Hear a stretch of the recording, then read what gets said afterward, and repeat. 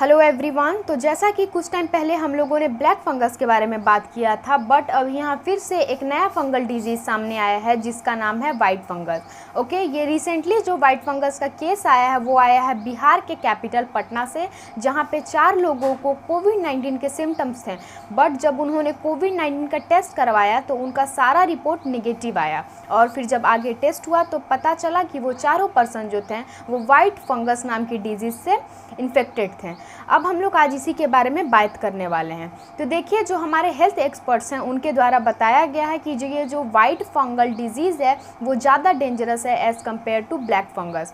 जो black fungus है ये इंसान के पर्सन के लंग्स को इन्फेक्ट करता है, बट यहाँ पे जो वाइट फंगस है ये इस पर्सन के केवल लंग्स को नहीं बल्कि उसके skin, nail, stomach, kidney, brain, mouth और इवन उसके पर्सन के प्राइवेट बॉडी पार्ट्स को भी अफेक्ट करता है। इसीलिए इसको ज़्यादा डेंजरस बताया गया है as compared to black fungus. और जो ये वाइट फंगस है इसका मोर्टेलिटी रेट भी ज़्यादा है as compared to black fungus. Means अगर किसी पर्सन को वाइट फंगस हो जाता है तो यहाँ पे ज़्यादा चांसेस है उस पर्सन की मृत्यु हो जाने के as compared to black fungus. Okay, recently जो है राजस्थान, गुजरात, हरियाणा, तेलंगाना और असम में हम लोगों ने देखा है कि ब्लैक फंगस के केसेस जो हैं डे बाई डे बहुत इंक्रीज़ होते जा रहे हैं। हमारे हेल्थ एक्सपर्ट्स और डॉक्टर्स के द्वारा बताया गया है कि जैसा कि हम लोगों ने पहले देखा था कि ब्लैक फंगस के केसेस भी इंडिया में बहुत कम थे, बट डे बाय डे इसके cases increase day by day होते गए। और यहाँ पे हमारे डॉक्टर्स के द्वारा बताया गया है कि हो सकता है कि अभी जैसे वाइट फंगस के केसेस बहुत कम हैं,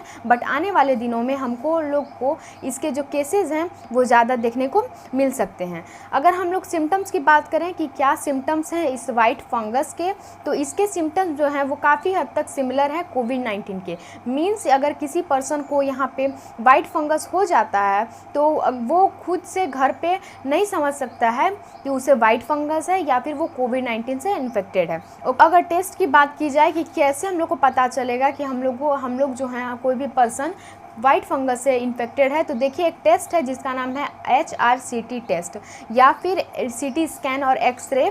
ये सबसे भी पता लगाया जा सकता है कि कोई पर्सन कोविड-19 से इन्फेक्टेड है या उसको वाइट फंगस नाम की इन्फेक्शन हो गई है। ओके, कि हम लोग जानते हैं कि ब्लैक फंगस जो है वो बहुत जल्दी पर्सन के बॉडी में स्प्रेड करता है, उसी तरह यहाँ पे वाइट फंगस जो है वो भी पर्सन के वन बॉडी पार्ट से दूसरे बॉडी पार्ट तक बहुत जल्दी स्प्रेड कर जाता है। ओके, यहाँ पे जो एक इम्पॉर्टेंट बात आता है कि कौन सा ऐसा पर्सन जो है, किस टाइप के पर्सन हाई रिस्क पे हैं इस वाइट फंगस से इन्फेक्ट होने को लेकर। तो देखिए, हमारे डॉक्टर्स और एक्सपर्ट्स के द्वारा बताया गया है कि ये जो वाइट फंगस है वो अफेक्ट उसी को करेगा जो पर्सन की इम्यूनिटी लेवल बहुत कम है।